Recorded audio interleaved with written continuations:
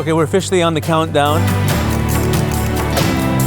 until the 2023 Western Hemisphere Security Forum. We're going to do a walkthrough of the forum. For anyone that's planned events, you know that basically the key to making a successful event is practice.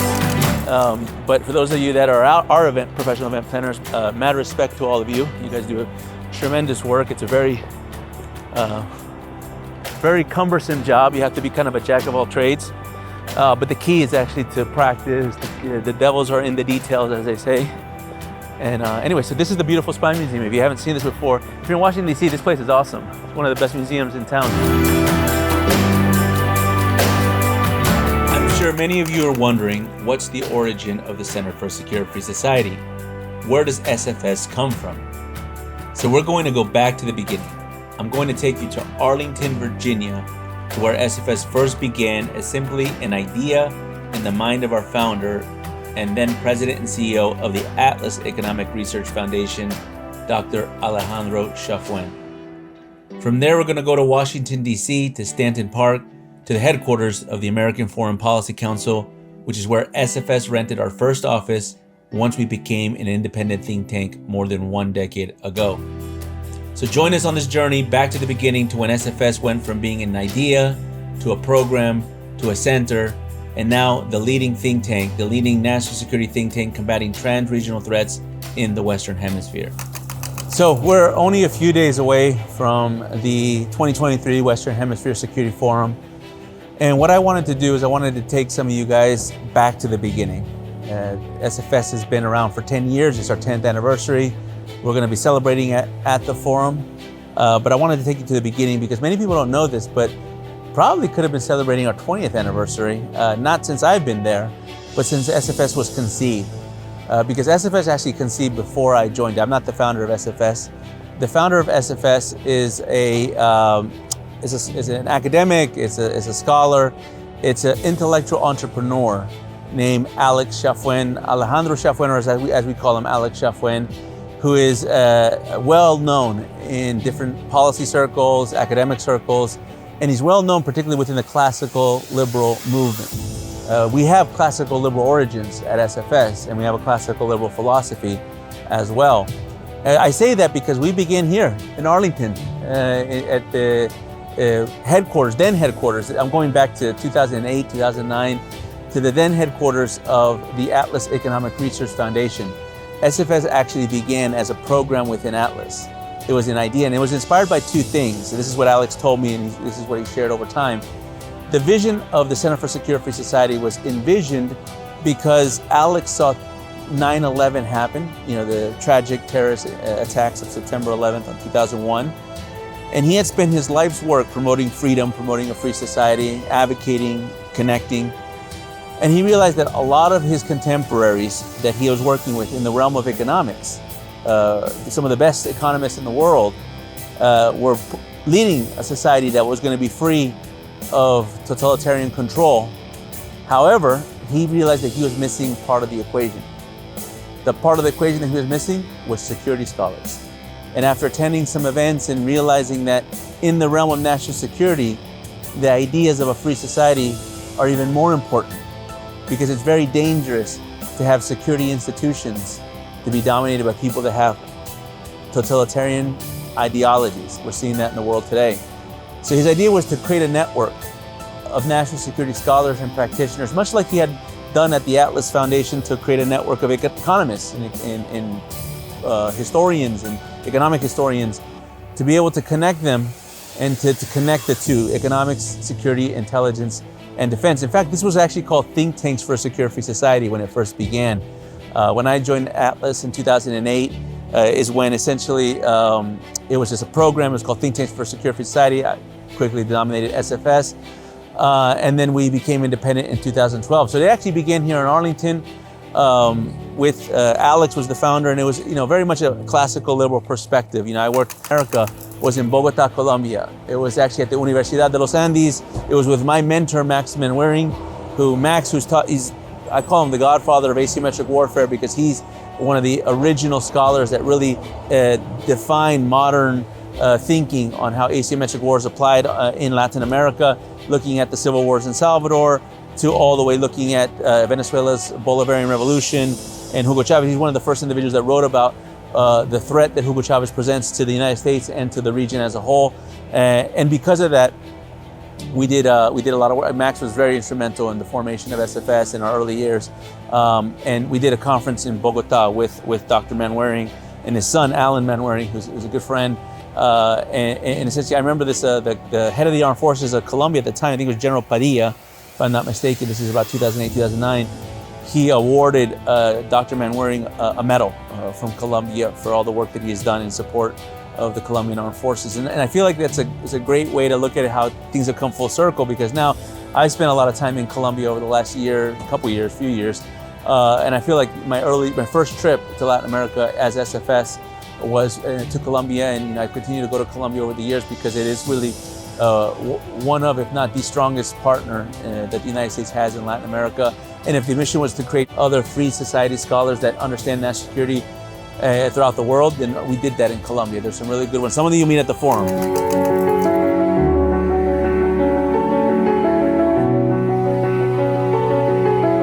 Among the highlights of some of the stuff that we've worked on while we were at AFPC that I remember visibly was the book that we co-edited, Ilan Berman and myself, it was a joint publication with the American Foreign Policy Council. Actually, it was published under their banner through Lexington Books.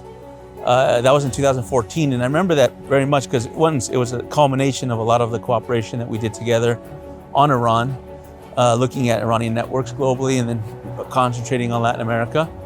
But also because we kind of adopted that approach of looking at the region by visiting the regions. AFPC has done for a long time work in other regions, Middle East, Indo-Pacific, Europe, Eurasia, Central Asia. And so they've developed this modus operandi of traveling to the places that they research. And I'm a big believer in this. If you're going to do field research, if you're going to do research in general on a specific country or region, you need to go there.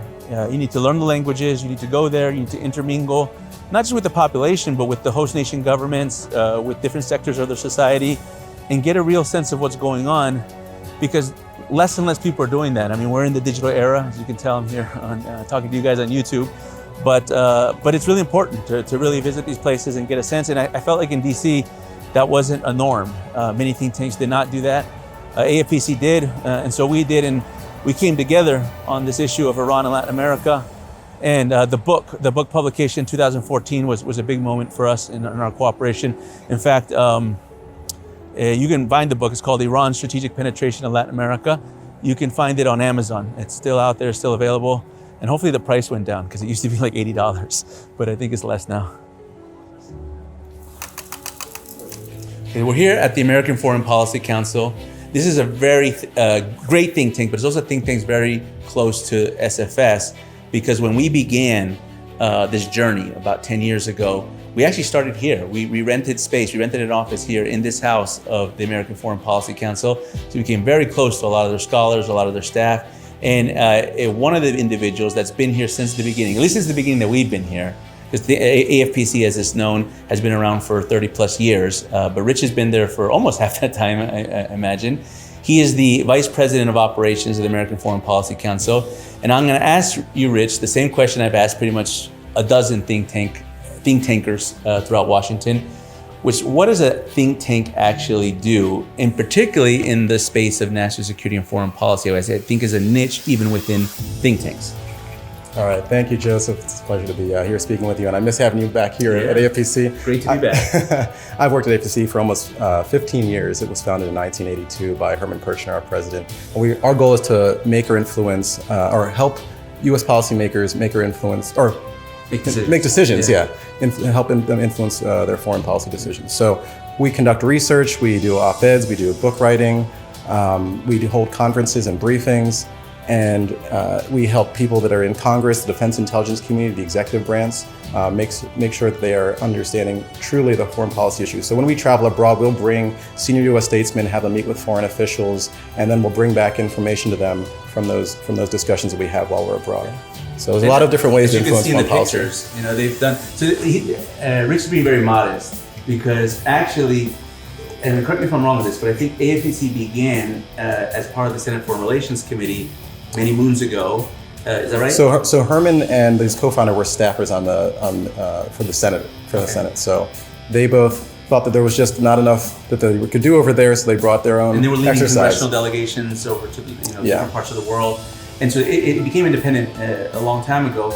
And in that time, I think one of the things that I've always appreciated with you guys, and I think one of the things that we have a lot in common is they don't just talk about their research and write about the countries in which they study, they visit them.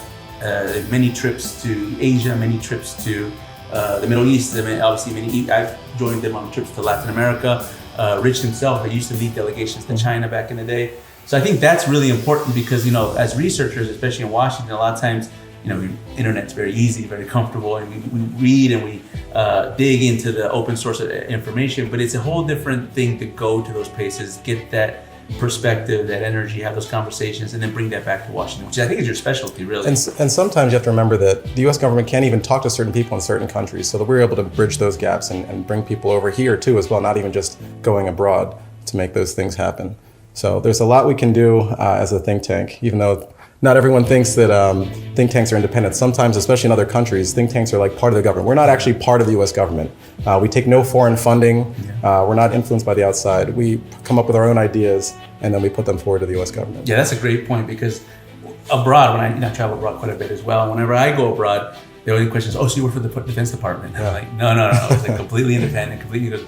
AFPC.org, I'm telling you, they have some of the best. If you look at Russia, Iran, great power, China, great power competition, some of the best analysts and experts in the business. I learned from them. So I recommend you guys all go to their website as well. Rich, great to see you, my friend. Thanks, man. Thank you. When we began in 2012, 2013, I would never imagine that we were going to have done so much in 10 years. And honestly, this park brings back a lot of memories because in Stanton Park in Washington, D.C. And this is where we did a lot of our thinking, a lot of meetings, a lot of brainstorming, a lot of even events. We used to do smaller events back then. Our work with the American Foreign Policy Council was very complementary. I think honestly helped us grow because their expertise in what they call the great powers or the near-peer adversaries, their expertise on Russia, their expertise on China, their expertise on Iran, and the respective regions allowed us to essentially understand the big picture, the global picture, and allowed us to apply that to the part of the world that we look at, which is Latin America. And I think that that's the key here. The key is to understand that Latin America isn't isolated from the rest of the world.